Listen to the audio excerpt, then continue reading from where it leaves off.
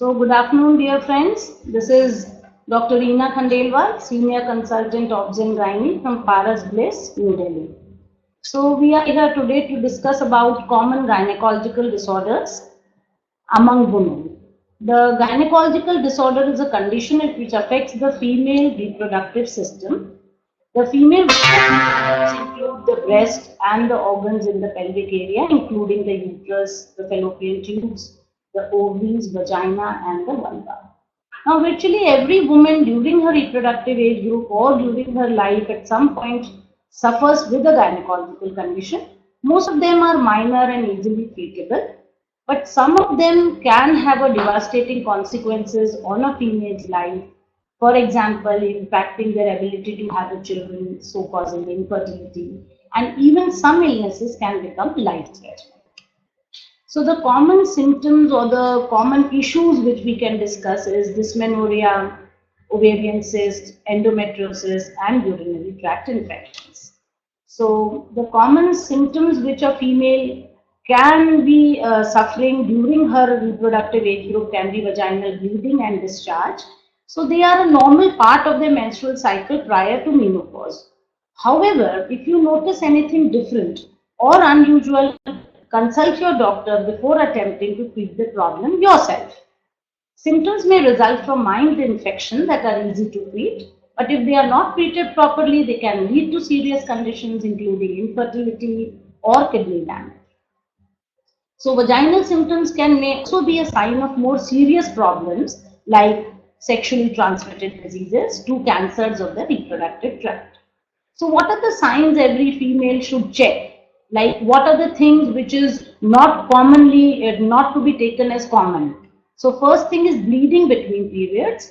Second is an increased frequency to urinate and urgent need to urinate or a burning sensation during urination. Abnormal vaginal bleeding, particularly during or after intercourse. Pain or pressure in your pelvis that differs from menstrual cramps. Then itching, swelling, redness or soreness in the vaginal area, sores or lumps in the genital area, vaginal discharge with an unpleasant or an unusual odor or of an unusual color. Increased vaginal discharge, pain or discomfort during intercourse, and recognizing symptoms early, seeing a physician right away increases the likelihood of successful treatment. The common issues are like gynecological issues are faced by women of all age group at some point of time in their life. There are several concerns related to gynecological health. Some conditions are mild while some are severe such as female cancers.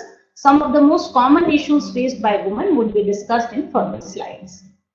So the first most commonest thing we know is dysmenorrhea. So dysmenorrhea is a medical term which is used for painful cramps that may occur immediately before or during the menstrual period. There are two categories of dysmenorrhea. One is a primary dysmenorrhea in which there is an absence of any pelvic pathology, and other is secondary amenorrhea, secondary dysmenorrhea, which results from identifiable organic disease. So primary dysmenorrhea is by far the most common gynecological problem in menstruating women. It is so common that most of the women fail to report it in medical interviews, even when their daily activities are restricted. It is usually defined as cramping pain in the lower abdomen occurring at the onset of menstruation in the absence of an identifiable pelvic disease. Cramps usually start 1 or 2 years after the woman starts getting a period. The pain is usually felt in the lower abdomen or the back, which can be mild to severe. Common menstrual cramps often start shortly before at the onset of a period and continue 1 to 3 days. They usually become less painful as the woman ages, and it has been found that it just stops entirely once the woman delivers a baby. Secondary dysmenorrhea is a pain caused by disorder in the reproductive age group, in the reproductive organs of the lady. Now these cramps usually occur much earlier in the menstrual cycle and they last longer than the common menstrual cramps. The painful menses in this condition are a result from pelvic pathology such as most commonly endometriosis. Menstrual cramps. Now how do menstrual cramps occur? They are basically the uterus is a hollow pear-shaped organ where a baby grows. Now this is a muscular organ, so it contracts throughout the woman's menstrual cycle. If the uterus contracts very strongly, it can press against the nearby vessels, cutting off the supply of oxygen to the muscle tissue of uterus. So the pain results when part of the muscle briefly loses its supply of oxygen. So how these menstrual cramps occur? Some patients say that they have aching pain in the abdomen. Some say there is a feeling of pressure in the abdomen, pain in the hips, lower back and inner thighs. And in some, these cramps can also vomiting, upset abdomen, upset stomach and loose stools. The treatment is, as usual, we have to give a pain reliever to the patient. We can ask her to put a heating pad or a water bottle on the lower back and abdomen, provide her to take a warm bath, rest when needed. The food which we should avoid is that which have more of caffeine and salt. Definitely alcohol and smoking during menstrual cycle should be avoided. You can massage your lower back and abdomen. And women who have, it has been found that women who regularly exercise have less incidence of dysmenorrhea. So you all have to make exercise as a routine in your weekly routine. Now coming to ovarian cyst, the ovaries, as you all know, is a vital part of the female reproductive system. There are two ovaries, right and left, which are located in the lower abdomen, and they are responsible for producing eggs, which usually occurs under the influence of hormones. The commonest hormones known are estrogen and progesterone. So sometimes what happens that the ovaries produce a fluid-filled sac, so which is known as cyst. Most of the women develop cysts during their lifetime and they are usually painless, they have no symptoms, sometimes they are dissolved on their own. There are benign ovarian cysts like follicular cyst, which is follicle develops every month, the follicle ruptures, the egg comes out, and sometimes this follicle can grow larger than normal and it can form a cyst. But usually this type of cyst disappears in 1 or 2 months and does not cause pain. Another most common is a corpus luteum cyst, which occurs from the sac from which the egg is released. And this also can increase to 3 to 4 inches, but usually it causes mild pain, and it also, this type of cyst can cause pain in your abdomen. So symptoms of ovarian cyst, most of the ovarian cysts which are benign do not cause any symptoms, but if they grow very big, then they can cause pain and bloating in the abdomen. They can cause difficulty in urinating or frequent need to urinate, dull ache in the lower back, pain during sexual intercourse, painful menstruation, abnormal bleeding, weight gain, nausea or vomit, and loss of appetite. So what is the treatment for ovarian cyst? See, now these simple ovarian cysts, we can give them medication like birth control pills, and they have to be given in the regular form for 1 or 2 cycles. They stop the ovulation, and this prevents the development of newer cysts. And then if the cysts are not benign, if they are a hemorrhagic cyst or an endometriotic cyst, then these kind of cysts may need surgical intervention. Nowadays, most of the cysts can be removed laparoscopically. Laparoscopy is a minimal invasive surgery which is really a boon to the patients and which does not require much of rest for the patient. The recovery rate is faster. We just put a small incision in the needle and put a telescope inside, and then seeing through the telescope we can remove the cyst. Laparotomy can also be done, but nowadays most of the procedures are done through laparoscope. Laparotomy is only needed if in certain incidences laparoscopy cannot be done. Now coming to endometriosis. Endometriosis, sometimes called endo, is a common health problem in women. How does it get its name? It gets its name from the word endometrium. The endometrium is a tissue which normally lines the uterus or the womb. Endometriosis happens when this tissue grows outside of your uterus and on other areas in the body where it doesn't belong. Most often endometriosis is found on the ovaries, fallopian tubes, tissues that hold the uterus in place, and outer surface of the uterus. Other sites of the growth can include the vagina, cervix, vulva, bowel, bladder or rectum. Rarely endometriosis appears in other parts of the body such as the lungs, brain and the skin.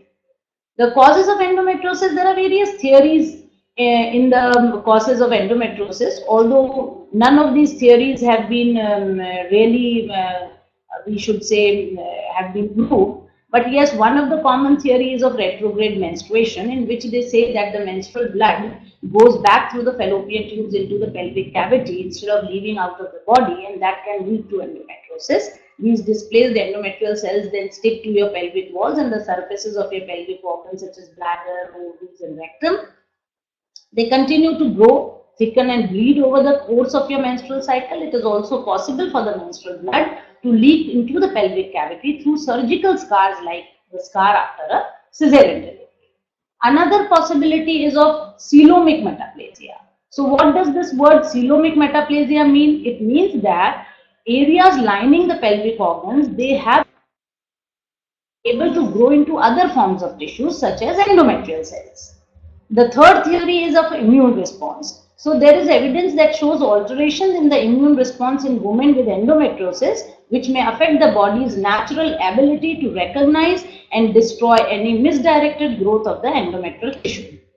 So symptoms of endometriosis, mind you, it is a very painful condition and the pain worsens with time. There is a chronic low back pain and pelvic pain. There can be pain during intercourse. This pain is actually a deep pain, and this is different from the pain which is felt at the entrance of the vagina when penetration begins.